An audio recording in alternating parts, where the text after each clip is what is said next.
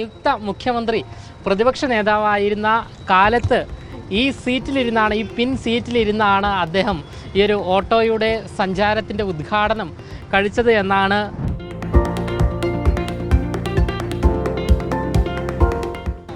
പറയാൻ പറ്റുന്നില്ല. കേരളത്തിലെ ജനങ്ങളെയും നമ്മളെ പാർട്ടി പുറത്തൊരു വികാരമാണ് സാറ് മുഖ്യമന്ത്രിയായിട്ട് കേരളം നയിക്കണമെന്ന്.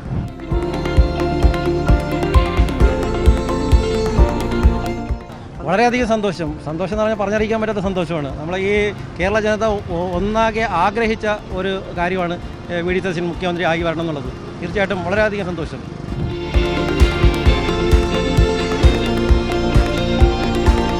വളരെ സന്തോഷമാണ്. കേരളത്തിലെ ജനങ്ങളും പ്രതീക്ഷിച്ചതാണ്. നമ്മുടെ താഴെത്തട്ടിലുള്ള പുറത്തുവരെ ആഗ്രഹം സാറ് വരണമെന്നാണ് അത് നടന്നത്.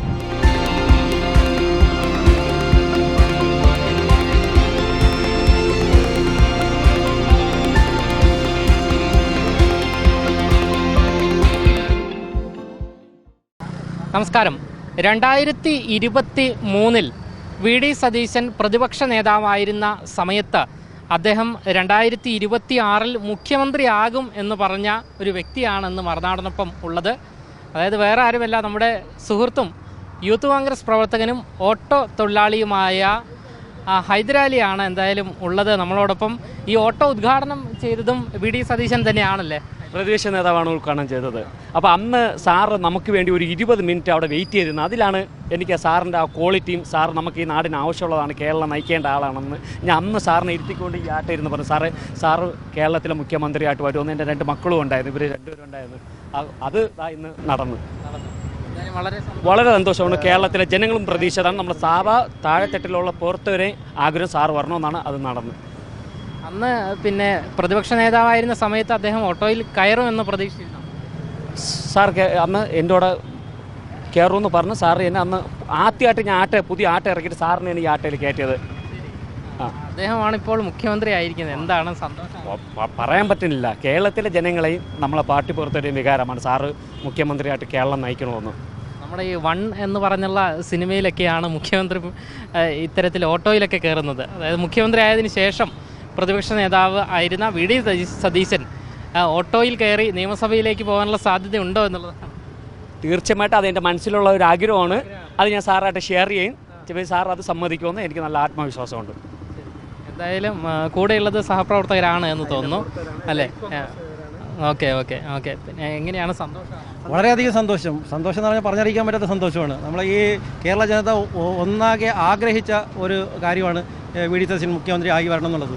തീർച്ചയായിട്ടും വളരെയധികം സന്തോഷം. പറഞ്ഞറിയിക്കാൻ പറ്റാത്ത സന്തോഷം എന്ന് പറഞ്ഞാൽ അത്രയ്ക്കും എത്ര പറഞ്ഞാലും മതി വരില്ല.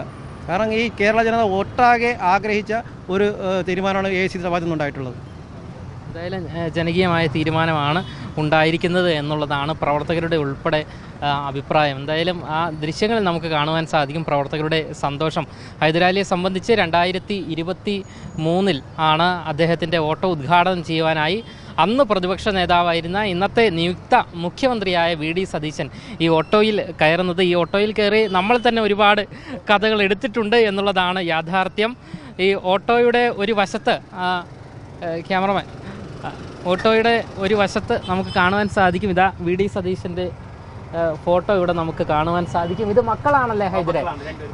ഇത് ഹൈദരാലിയുടെ മക്കളാണ്. അന്ന് ഭാരത് ജോഡോ യാത്രയിൽ പങ്കെടുത്തപ്പോൾ എടുത്ത ഒരു ഫോട്ടോയാണ്. എന്തായാലും നിയുക്ത മുഖ്യമന്ത്രി പ്രതിപക്ഷ നേതാവായിരുന്ന കാലത്ത് ഈ സീറ്റിലിരുന്നാണ്, ഈ പിൻ സീറ്റിലിരുന്നാണ് അദ്ദേഹം ഈ ഒരു ഓട്ടോയുടെ സഞ്ചാരത്തിൻ്റെ ഉദ്ഘാടനം കഴിച്ചത് എന്നാണ് ഹൈദരാലി നമ്മളോട് വ്യക്തമാക്കുന്നത്. ഇനി നിയമസഭയിലേക്ക് ആദ്യമായി മുഖ്യമന്ത്രിയായി പോകുമ്പോൾ ഹൈദരിൻ്റെ ഓട്ടോയുടെ പിൻ സീറ്റിലിരുന്ന് പോകുവാൻ സാധിച്ചാൽ അത് ഏറെ സന്തോഷമാണ് എന്നുള്ള കാര്യവും ഹൈദർ നമ്മളോട് പങ്കുവയ്ക്കുകയാണ്. ക്യാമറമാൻ ആഷിഖിനൊപ്പം അമൽ രുദ്ര, മറുനാടൻ മലയാളി, തിരുവനന്തപുരം.